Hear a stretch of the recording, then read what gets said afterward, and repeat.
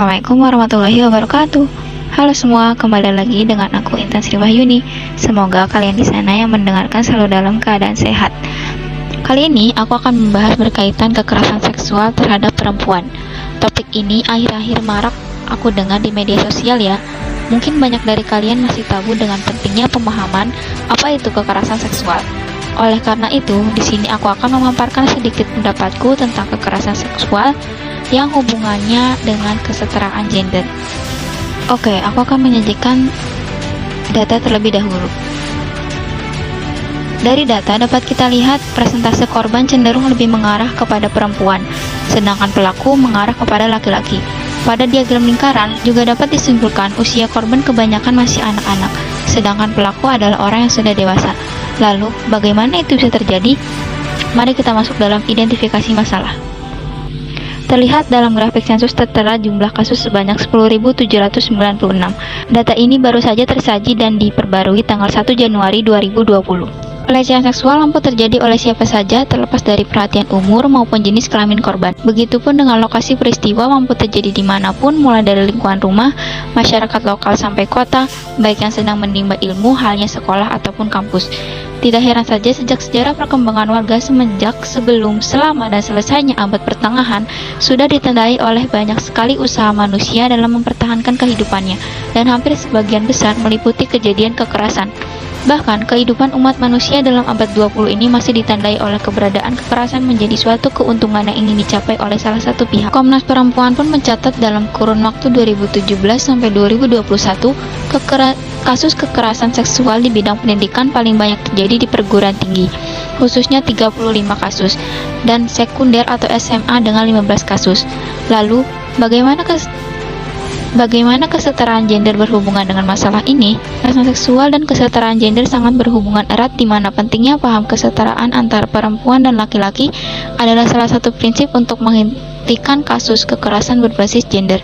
Maka senter utama yang sedang diperbincangkan pada media umum beberapa saat akhir-akhir ini sudah terungkap adanya dugaan pemerkosaan yang dilakukan oleh seseorang dosen kepada mahasiswanya, di mana tidak hanya terjadi pada satu kampus, tetapi perkara serupa pula terjadi pada kampus lain. Terungkapnya perkara-perkara tadi sudah menuai banyak respon menurut aneka macam kalangan. Berpindah dari identifikasi masalah tadi, lalu apa yang menyebabkan kekerasan seksual itu terjadi? Kekerasan seksual merupakan kejahatan terhadap kemanusiaan karena korbannya dapat kehilangan nyawa, menjadi cacat atau trauma seumur hidup.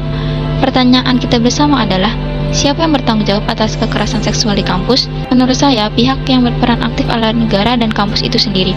Sebagai otoritas tertinggi, negara harus secara serius dan aktif berpartisipasi dalam penuntasan kekerasan seksual di kampus.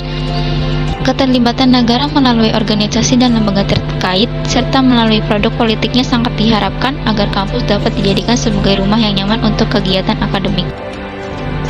Kemudian, bagaimana hal konkret yang bisa dilakukan mahasiswa terhadap pelecehan seksual? Peran berbagai pihak di kampus menjadi penting dalam menghentikan kejadian tersebut. Di antaranya adalah peran organisasi kemahasiswaan. Komunitas dan organisasi kemahasiswaan memainkan peran penting dalam meningkatkan kesadaran dengan terbuka untuk diskusi, memantau dan menyediakan ruang untuk diskusi. Saya kira dibutuhkan kerjasama dari berbagai organisasi kemahasiswaan agar akhirnya bisa mengambil tindakan di kampus masing-masing. Dukungan dari para dosen juga diperlukan untuk memperkuat perlawanan, karena perjuangan itu tidak bisa sendiri, harus kolektif. Dan tanpa mahasiswa, aturan ini tidak akan ada untuk gerakan pemuda melawan kekerasan seksual di kampus.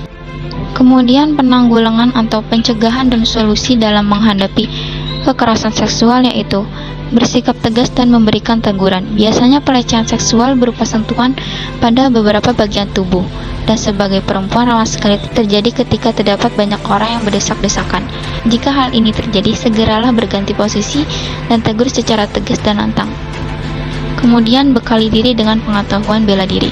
Yang ketiga yaitu jangan diam dan laporkan. Jangan takut untuk melaporkan kepada pihak berwajib apabila kalian mengalami pelecehan seksual tersebut, baik yang berupa sentuhan hingga tingkat pemaksaan sekalipun. Baik, sekian pemaparan pendapat saya tentang kekerasan seksual yang hubungannya dengan kesetaraan gender. Apabila ada kekurangan dan kata-kata yang salah, mohon dimaafkan. Terima kasih. Wassalamualaikum warahmatullahi wabarakatuh.